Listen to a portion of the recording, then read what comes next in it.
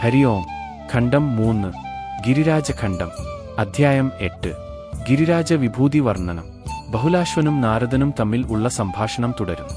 ബഹുലാശ്വൻ നാരദനോട് ഇപ്രകാരം ചോദിച്ചു: അല്ലയോ മഹാമുനിയെ, ഗോവർദ്ധനത്തിന്റെ ഏതെല്ലാം ഭാഗങ്ങളാണ് തീർത്ഥങ്ങളായി സ്ഥിതി ചെയ്യുന്നതെന്ന് ദയവായി പറഞ്ഞു തന്നാലും. ശ്രീ നാരദൻ പറഞ്ഞു: ബ്രഹ്മം എല്ലായിടത്തും ഒരേ സമത്വത്തോടെ നിറഞ്ഞു നിൽക്കുന്നതുപോലെ ഗോവർദ്ധനത്തിന്റെ ഓരോ അംഗവും ഒരുപോലെ ദിവ്യവും പവിത്രവുമാണ്. എന്നാൽ വെവ്വേറെ ഭാവങ്ങളാൽ മാത്രമാണ് അവയെ വേർതിരിച്ചറിയുന്നത്. ശൃംഗാരമണ്ഡലത്തിന്റെ അധോഭാഗത്താണ് ഗോവർദ്ധനത്തിന്റെ മുഖം സ്ഥിതി ചെയ്യുന്നത്. ഇവിടെയാണ് ശ്രീകൃഷ്ണ ഭഗവാൻ അന്നകൂടോത്സവം നടത്തിയത്. മാനസീഗംഗയെ ഗോവർദ്ധനത്തിന്റെ 2 കണ്ണുകളായി മഹർഷികൾ വിശേഷിപ്പിക്കുന്നു. ചന്ദ്രസരോവരം നാസികയാണ്. ഗോവിന്ദകുണ്ഡം അധരമാണ്. ശ്രീകൃഷ്ണകുണ്ഡം മേൽചുണ്ടായും രാധാകുണ്ഡം നാവായും കണക്കാക്കപ്പെടുന്നു. ലളിതാസരസ് കപോലങ്ങളാണ്. ഗോപാലകുണ്ഡം ചെവിയായും കുസുമാകരം അന്ധകർണമായും ആരാധിക്കപ്പെടുന്നു. മൗലിചിഹ്നം നെറ്റിത്തടമായും വാദിനീശില കഴുത്തായും ഭക്തർ ഭാവപൂർവം ദർശിക്കുന്നു. ഗന്ധുകം പാർശ്വഭാഗങ്ങളാണ്. ഓഷ്ണീഷം കടിപ്രദേശമാണ്.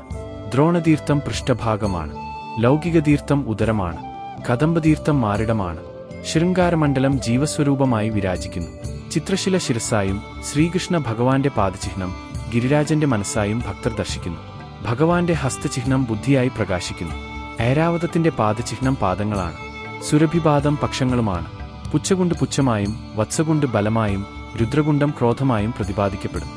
കുബേരതീർത്ഥം ഉത്സാഹത്തെയും ബ്രഹ്മതീർത്ഥം പ്രസന്നതയെയും യമതീർത്ഥം അഹങ്കാരത്തെയും സൂചിപ്പിക്കുന്നു.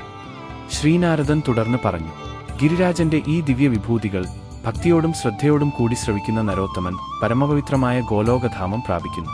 ഭഗവാൻ ശ്രീകൃഷ്ണന്റെ വക്ഷസിൽ നിന്ന് ഉദ്ഭവിച്ച ഗോവർദ്ധനം പുലസ്ത്യ മഹർഷിയുടെ തേജസ്സുകൊണ്ടാണ് വൃന്ദാവനത്തിൽ എത്തിയത്. ഗിരിരാജന്റെ ദർശനം നടത്തുന്നവർക്ക് പുനർജന്മം ഉണ്ടാകുകയില്ല. ഇവിടെ 3-ാം ഖണ്ഡത്തിലെ 8-ാം അധ്യായം പൂർണ്ണമാകുന്നു. ഹരി ഓം.